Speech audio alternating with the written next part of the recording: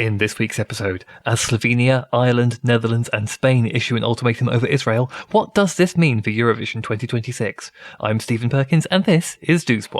Hello London, we are ready for your vote. Hello, it's Monday 22nd of September and we are back with a brand new episode, but not the one that I was initially planning to bring you. I was going to pay tribute to next year's host nation with a look at the history of Austria at Eurovision, but then, well, you've probably noticed that a lot of news has been happening. Within the last 2 weeks, 4 countries have made public statements that they will not be participating in the Eurovision Song Contest 2026 if Israel remains involved, and it seems like we are now at the point where the EBU is going to be forced to pick a side one way or the other.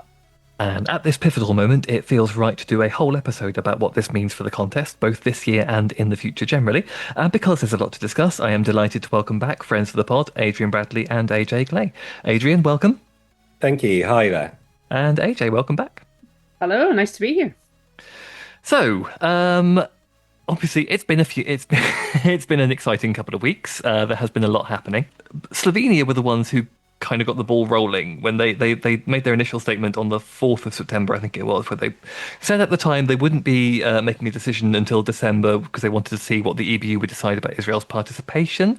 It was kind of seen at the time as them saying, well, we're not doing it if Israel are, and then they came out and clarified that was indeed what they meant, that they weren't doing Eurovision if Israel were going to be involved. And they also wanted to kind of raise their concerns again about the legitimacy and the transparency of the televote. So this was kind of the moment where it all started to kick off. And it's kind of really interesting that Slovenia is the place where it all happened because they're not really regarded as a Eurovision powerhouse. So, yeah, possibly. I think we have to say that there were a number of issues that Slovenia are raising. And I wouldn't focus it all, I think, with Slovenia just on the presence of Israel or not. I think finances, and I think with a lot of members of the EBU at the moment, finances is also a big part of decision making kind of going into Eurovision as well. So I think the combination of that had something to do with it.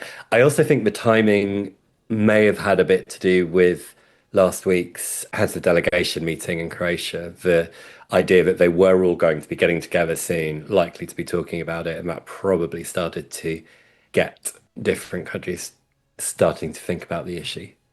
Yeah, it's a good point to raise, actually. Sorry. Yeah, no, I was just going to agree with like the financial thing. I think that's been a bit of an issue for a few years. I think especially with a lot of the, in quotes, poorer countries, it's quite a lot of money to kind of invest in something that, I mean, you might not necessarily be getting good returns out of it. It sounds cold and calculated, but I guess that's how some of the broadcasters might see it. Yeah, I think a lot of the, I think the point that was being raised by Slovenia is that a lot of the smaller countries do sort of feel like they are being sidelined at Eurovision, that there isn't really kind of a way for them to win it almost, and that they are kind of funneling all this money into a project that kind of, as you say, isn't necessarily giving them great returns. And so, yeah, as I said, we mustn't sort of hold the Israel issue as the sole driving point of this, but obviously that's kind of where it started to take us. And I think it is really interesting that it was kind of Slovenia who got the ball rolling, because obviously no one's going to sit there and think, oh God, if we haven't got Slovenia at Eurovision, the whole thing collapses. But at the same time, you just need one country to stand up and say that statement, and then suddenly other countries feel emboldened. Or at least will be asked the question. And yeah. Once they're then asked the question, then they need to kind of decide what their answer is. It did force a lot of people's hands, didn't it? Because say, even though it's just Slovenia or whatever, a lot of countries then went, oh, hang on. Yeah, we do need to take a stand on this either way. Yeah, I mean, I think that's what's really interesting about it is it has kind of, for the last couple of years, we've had sort of murmurings about it. We've had people saying, oh, we might pull out, let's see what, and kind of nothing's ever really fully come of it, because everyone always in the end does go to Eurovision. And so for Slovenia to actually say, well, do you know what, actually, we're going to put our cards on the table here and say, if it carries on like this, we probably won't, was kind of a moment, I think. And then, of course, we'll move on to Ireland with the next country to announce, and that was on, I believe, the 11th of September, where they basically came out with a very, unequivocal statement saying we are not going to Eurovision if Israel are allowed due to the situation in Gaza. And again, Ireland aren't the Eurovision powerhouse that they once were, but they are a country with a huge presence at Eurovision, I suppose, a huge history with the contest. And that, I think, was when we saw Ireland jumping on as well, and in very, very clear terms about what they meant by it. That's when I think people started to think, oh, hang on a minute, something's happening here. Yeah, no, agree. I'd say their glory days are gone, but they have such a long-standing relationship with Eurovision, and I think people really love it in Ireland. But then I have noticed that, as a country, they do seem to have taken a stand on the Israel issue anyway. So I think, to me, it was kind of inevitable that they kind of go, yeah, no, we're not going to do it, not with Israel. Yeah, it did feel very much like it was coming from RTE specifically saying this is our policy as a broadcaster, and we cannot, have kind of this policy for the news, but then this policy for Eurovision. We can't, we have to make these two things meet in the middle, and that's why we're doing it. Yeah, and I think, given kind of what we were saying about Slovenia, and like you say, I think the Ireland statement was the one where it's very clear. This is what we're talking about. Not there's no other issues. All other things being equal, we will be at Eurovision next year, and that stands out. And that to me did feel that combined with some government's stuff going on in Spain at pretty much the same time as the Ireland statement. So the Spanish cultural minister was starting to talk about it a lot then. And a point, I've been making kind of very clear in other interviews being that the whole point of the EBU process is that it's not up to governments. And if it is up to governments, that's the point where countries get themselves kicked out of the EBU. So whilst the Spanish Prime Minister can say what they like, ultimately it was the Spanish broadcaster that needed to decide, which I'm sure we'll get to. Yeah, exactly. I mean, I think that was really interesting. We kind of had the rumours about Spain for several days before an official statement came from their broadcaster because the culture minister was weighing in and there was all this talk, on a political level about it. And I think, the bit where perhaps obviously, Ireland's statement felt like, a big line in the sand, but then suddenly, a day later, Netherlands make their statement, and that one I think hit very, very hard because that was them saying not only we don't want to be at Eurovision if Israel are there, but also very, very specifically saying in their statement, and we know that there was interference with the televote last year. That was bold. I mean, when I saw that written down, I just thought, oh yeah, well they just thrown the cards on the table there. Now I really respect that. That's kind of taken the level of discourse, I guess, up a notch, isn't it? Yeah. I mean, and the other interesting thing from that statement, however, was the fact that they're carrying on all their preparations and kind of expect, they're not behaving as if they don't expect to be in Eurovision next year, which I think is also perhaps something to do with a lot of these statements all kind of coming at once.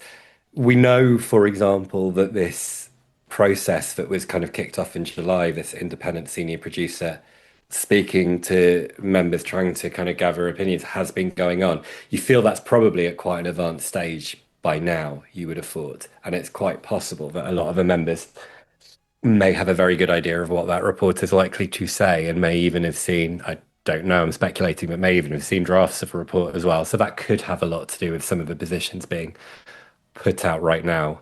It's possible that that was something that was discussed at the heads of delegation meeting as well in Croatia. Again, we don't know, but there's a lot of speculation around that. So that could also have something to do with the timing.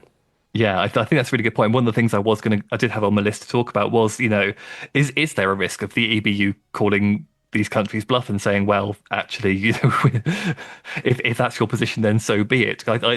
Personally, I feel that the fact that these statements are coming out in the first place suggests that they don't think there is a particularly high risk of that because these are countries who probably do want to go to Eurovision, do want to broadcast the contest, don't suddenly want to have to find an extra kind of 8 hours of programming in May at short notice. Yeah, and ultimately, it's a vote of the members, so it's not going to be a decision from on high. The only thing that would be a decision from on high would be if a decision has been made to quietly get Israel to drop out before it gets to any vote, which, there's been speculation in some press and some areas of that might be what EBU are trying to do and would like to happen to kind of get it to go away. But ultimately, if it gets as far as December and a General Assembly meeting in December, that will be a vote of other countries. So the members will probably have a good idea now of how they think which countries are going to vote and where that vote is likely to go, I'd have thought. Yeah, I think they are secretly banking on. I think the kind of ideal situation for them would be just Israel quietly shuffled out the back door. Whether that's what's going to happen, yeah, I don't know. It would be, I mean, it'd be fairly scandalous, I guess, if like a big five wasn't there. Yeah, and especially from a financial point of view as well. Obviously, there'd be like a big financial contributor to it. I'm not sure if that will happen, but it would certainly be shocking. And of course, there are other factors at play as well. So a bill that's gone through the Israeli parliament and has been passed but not enacted, which would privatize Can and effectively stop it being a public service broadcaster, which at that point would make it ineligible to be a member of the EBU as well. So there are a number of things that could happen that would result in Can no longer being a member of the EBU, no longer being present at Eurovision between now and December as well, where it may not come to a vote. So there are lots of things at play. For a while, it kind of looked like, is it going to be, a continuing kind of snowball of these, and are they going to be able to kind of hold off on this discussion until December? At the moment, I don't know.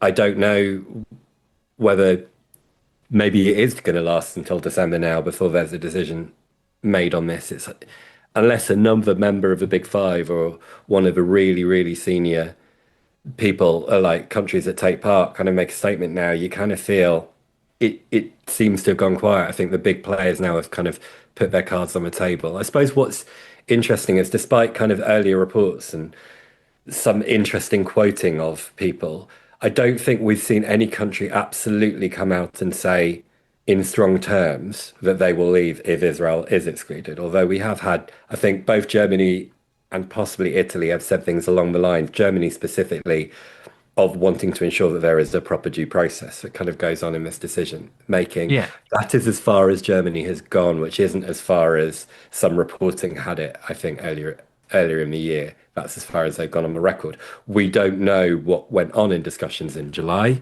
in London, and that ultimately led to this report being commissioned. And we don't know what might happen between now and then. But that is the thing that could start to kind of complicate things a little bit if you get other members having the counter view, which then could leave the contest in a very difficult position. And the people you absolutely have to feel sorry for are the organisers in Vienna now, trying to put together what is supposed to be the 70th anniversary contest. And, they already have an incredibly short window to put on a huge show. And realistically now, December, it's going to be 2 months short of a window to actually know what it is they're doing, who's taking part, what it's going to look like, all of that sort of thing. Yeah, there's an interesting point as well that you raised a little bit earlier, Ray, so I do want to pick up on it, which is about Cannes and the fact that the EBU, I think their position is driven partly by the fact that their whole job is to protect public service broadcasters. The last thing they want is for Cannes to be privatized and to become a government propaganda tool. And obviously, if Israel is pushed out of Eurovision, that does kind of play into the government's hands, and that I think is what they are trying to avoid, which isn't necessarily an argument for keeping Israel in Eurovision, but you can at least see why it has been drawn out the way it has, why they are kind of, particularly with Germany, trying to follow due process, trying to make sure, because they have to stick up for these broadcasters and their public service rights because of what can happen if they don't. And that absolutely nearly did happen a few years back when the government was trying to privatise Cannes, and it was its membership of EBU and Eurovision that perhaps kept it as a public service broadcaster at that time and an independent broadcaster at that time.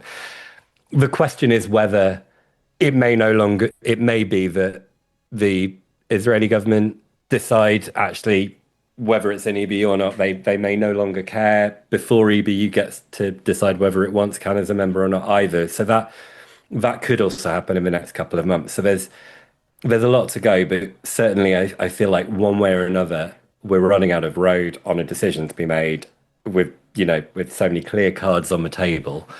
Some kind of decision is going to be made soon. And I imagine probably within the reference group, within the higher echelons of the EBU, I imagine they're relatively clear as to what that direction is going to be by this stage.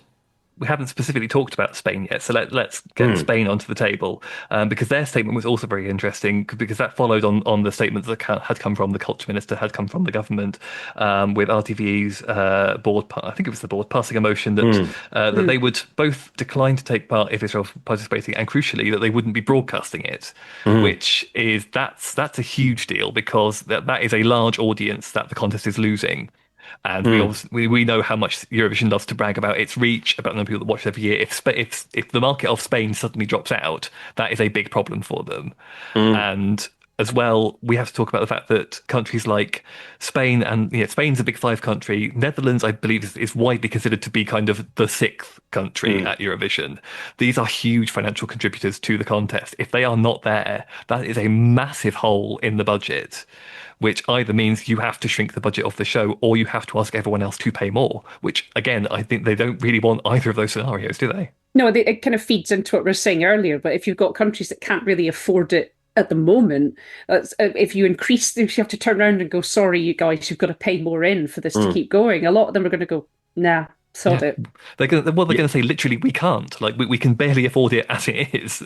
if the question is, either our rates to participate in Eurovision go up or we're not at Eurovision, we're probably going to have to say we're not at Eurovision, and it's not because we don't want to be there, it's because we haven't got the money in the budget. And it's going to raise questions as well from a purely logistical point of view. When you have a certain number of countries pulling out, already we're down to a relatively small number in the semi-finals. It could get to like 13 in each semi-final, and at that point it becomes a very odd semi-final to get rid of just three countries perhaps from each semi-final. It starts to feel incredibly unfair perhaps on those countries as well. So absolutely, that will be playing into it. And certainly you don't feel at the moment there are any countries likely to do a Luxembourg to suddenly return to Eurovision that haven't for a long time. There don't seem to be any potential players in that area at the moment. So that will also be playing into some of the decision making right now. I think I read there was a few whispers of North Macedonia possibly looking at coming back, but that feels very kind of wafty and in the air, and there's no guarantees. And as you say, we are at the point, this year there was one semi-final where we got rid of 5 countries, one where we got rid of 6. That we are very, very close to being at the point where you can't justify having 2 semi-finals. And again, it goes back to what I was saying earlier. The Eurovision Song Contest provides all of its member broadcasters with 2 hours of programming on a Tuesday night, 2 hours on a Thursday night, 4 hours on a Saturday night. If you then cannot logistically produce 2 semi-finals and you have to go back down to 1 semi-final, that is a massive amount of relatively inexpensive live programming that they are going to have to replace with something else, which they do not want to do.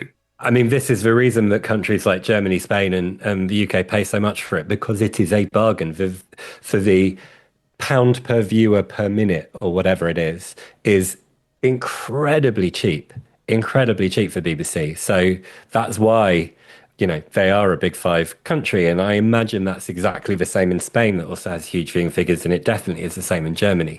So there are so many things. And I come back to the issue as well. Like, next year is the 70th anniversary of Eurovision, and the EBU and Eurovision will very much know what they will be wanting to focus on next year, and they won't be wanting distractions, and they won't be wanting another story, and they won't be wanting a controversy again, especially after what happened in Malmö. So again, you have to think all of this will be playing into the decision making. The only question on my head is kind of like, December is still a long time away and very near to the contest. And if the decision is still unclear by December, I mean, that is going to make things incredibly hard work. Yeah, and it's kind of running into that national final season where people will really want some clarity, like, before they start spending their money on, selection shows, which, again, it's a lot of money, a lot of entertainment that might not be there. Yeah, it's worth noting that of the countries so far, Ireland are the only one that kind of have a selection show, maybe. We don't really know exactly what it's going to look like next year. And notably, all the countries that do have big, expensive selection shows, Norway, Sweden, their statements have been much, much more ambiguous, much less equivocal in their position. And I think that's just because the financial implications of that are so much bigger for for Norway to suddenly cancel the UMK. You could argue that Sweden could carry on Melodifestivalen without taking part in Eurovision. Yeah. It would still feel unlikely. But it would be an odd contest. So I equally understand why those countries haven't. Their statements have been much more. There is a process that the EBU is taking. We will wait for the outcome of that process rather than anything beyond that. I suppose Iceland do have a relatively a relatively long-standing selection process, but I think Iceland has also made its position incredibly clear. So Yeah, Yeah, I it mean, I seems wonder. like I wonder. Sorry, sorry. I was just going to say, I wonder to what extent they would keep the shows around as kind of, I suppose, like San Remo was before Eurovision, just a kind of let's have a celebration of like cool national music acts, and just kind of keep it in the programming anyway. But just go, well, have a nice prize, but you're not going to Eurovision. But I like, mean, yeah, it's possible. I imagine that will be decisions that those brokers have to take, and I could see that almost more in Sweden than some of the others because I think it is a show that has its own history and sport that doesn't necessarily need Eurovision, whereas the other ones I'm not so sure. This is the thing, isn't it? I know that Spain, I believe, have said Benidorm Fest will go ahead regardless, but Benidorm Fest is a relatively new show. It's only been around for a handful of years, and it's not an institution like Melfest is, or even on a slightly less famous level like UMK is. So you can say yes, we will still have our selection process. We will still do it as though we are going to head to Eurovision. But whether people will want to take part in it if there isn't the prospect of going to Eurovision at the end of it, whether viewers will be that bothered about watching it if it's just literally a nice, song competition within your country. I mean, obviously Portugal has its own selection process, and I think that's one of the reasons why they've perhaps been a little bit reluctant to take a side one way or the other, because they would be their selection process is very much a Portuguese song festival, and they will want to go ahead with that regardless, and they probably don't want the spectre of but it's not going to Eurovision at the end hanging over it. Mm, mm. So I suppose the other thing is now as you said, we've had this kind of domino effect of these four countries in very quick succession, and it has gone a little bit quiet since the Spain announcement, possibly because I guess you can't really top a big five country making that kind of statement, and of the other remaining countries, they seem much less likely to take a stand one way or the other. Do we think there is a possibility of anyone else joining in at this point? I know there's been rumours, possibly Belgium kind of still on the fence slightly. We've had Iceland and I forget which other country was basically saying that they're still waiting on the decision either way, but they would probably, if they get to December and Israel are still there, they probably don't want to go to Eurovision. So it feels like at this point, that's kind of where we're at, is countries kind of not willing to come out with quite such a strong statement because the point has been made, perhaps. And I think, especially after the EBU extended the deadline to withdraw to December as well, I think a lot of the financial pressure has kind of been taken away from that. That's kind of been made clear that you don't need to pay your money now. You don't need to necessarily choose one way or the other now because you can make the decision afterwards. I think, given that Iceland's statement calling on Israel to be expelled was in July and their position hasn't really changed, I feel it would be incredibly unlikely that we would end up with a situation where the EBU decides Israel is still going to Eurovision and Iceland still goes. Although I know that whilst they haven't said it in so many words, I'm not sure that they feel that they necessarily need to right now. So maybe that's me overreading into Iceland's position, but that's kind of where I kind of see them. And I guess most of the major countries now have given some kind of statement one way or the other that they're likely to do. Like, for example, we know we're not going to get a statement one way or the other from the UK. The UK statement will absolutely be, this is a matter for the EBU. Yeah, I think They're not going to say unfortunately anything. that probably feeds into, I guess, current political stuff in the UK as Well, well. not just in the UK. I imagine a lot of broadcasters will probably be in the same position Yeah. where actually they don't want to take a position of it. Whereas, if you remember, before Eurovision last year, Spanish broadcaster RTVE broadcast a message about before the fight of journalists in Gaza right up to the point that the contest started. So Spain, on the other hand, along with Ireland, has taken a been stand. been very clear on its stand and its position on this as well. So it will be interesting to see what it plays out. It is also interesting that it has quietened down a bit since the head of delegations meeting. So since they've all been in the same room, since perhaps they've heard from a reference group, from Martin Green and from others at the EBU as to what's happening, maybe that has removed some of the pressure from countries to feel the need to run and make another statement or things like that. I don't know. Again, we don't know what happened at that meeting. Maybe they were just talking about boring things like how long people should get between stage and what the hotel should look like, which I imagine was an awful lot of discussions. But at the moment, when would, things like the draw, things like the hand, all of those sorts of things feel like, are they going to have to be on hold now until December, until January, until they know exactly who's going to be there?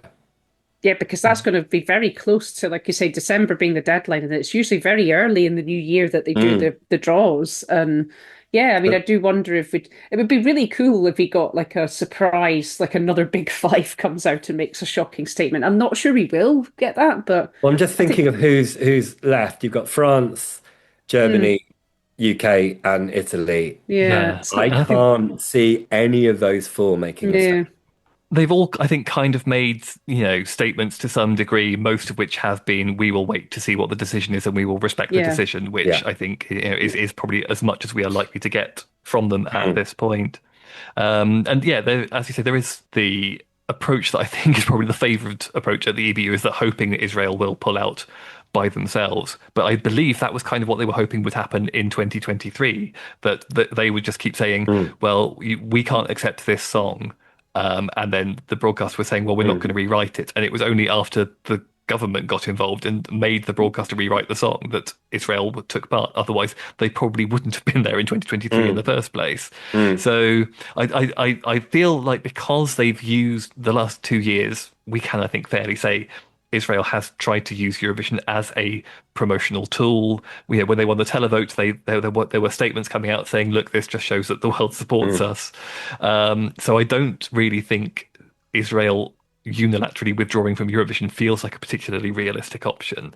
But if it comes to the point, perhaps where they see the writing on the wall, they see that if you don't withdraw, you are going to be forced to leave regardless, and they would rather have the kind of protect the dignity of making it their decision.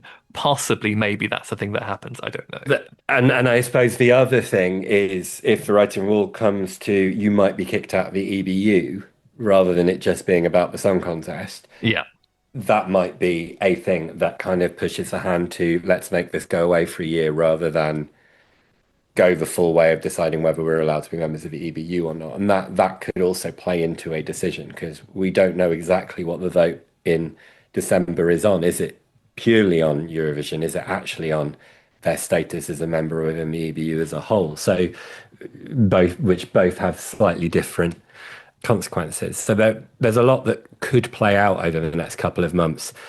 Yeah, I feel like if you are in Geneva at EBU headquarters, you really would love there to be some kind of clear decision before December. But perhaps it may only be December that we find out.